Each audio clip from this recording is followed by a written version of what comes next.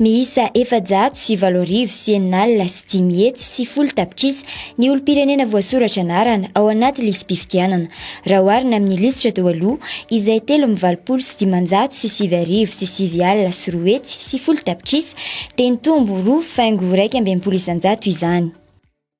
Nisan'ny mpifidy manerana Madagasikara dia mahatratra 480 sy 9 alina sy 10 hetsy sy 10 tapitrisa 10,568,400.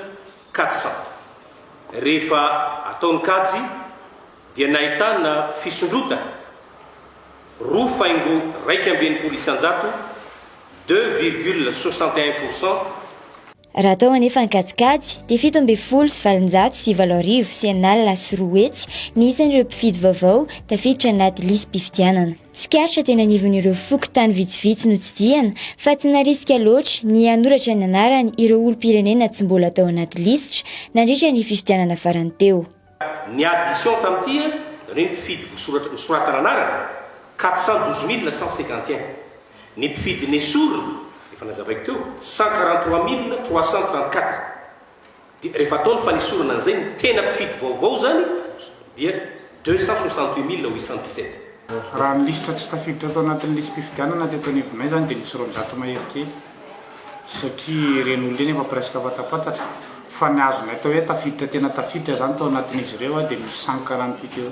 454 zany ny isan'ny mponina mitondra fifindramonina vaovao miaraka amin'ilay ankizy feno 20 taona fa ny délégué nazo kara-panondro fa le olona mpifidy eto amin'ny fokotany zany akavitsiana kely ngamba raha izy dia isy 10 ngamba namoratra anarana raha misy zay nefa efa nametaka afisage fa feno mihitsy ny tanàna zany anaovana afisage any petapetaka be da be fa tena mafiatoka be mihitsy zany le olona Raha ho an'ny fokotany Mandrosoa Faravohitra dia ny tompon'andraikitra mihitsy no manatona ireo olo-pirenena tsy mbola voasoratra anarana ka mampiditra ny anaran'izy ireo tao anaty lisitra. Nanavao isa-tokantrano mahitsy ny tety isa-tokantrano. Ny anaran'ny olona ny liste électorale nanome fisy vaovao fianoana dia izay ny manamarina izay aty tamin'ilay fisy taloha zany.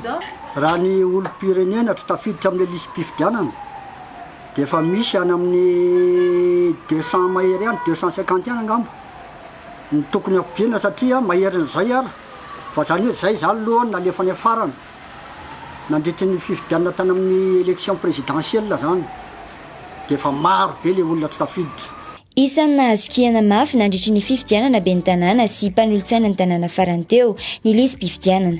Nisy noho izany ny fitsirihana ireo anarana miverimberina ka nahitana 720 sy 1 alina sy 1 hetsy tsy maintsy noesorina. Tsy maintsy atao ny ezaka rehetra anesorana andreo doublon ireo azahoantsika lisy mpifidianana madio aorian'izao fanavaozana ny lisy mpifidianana izao.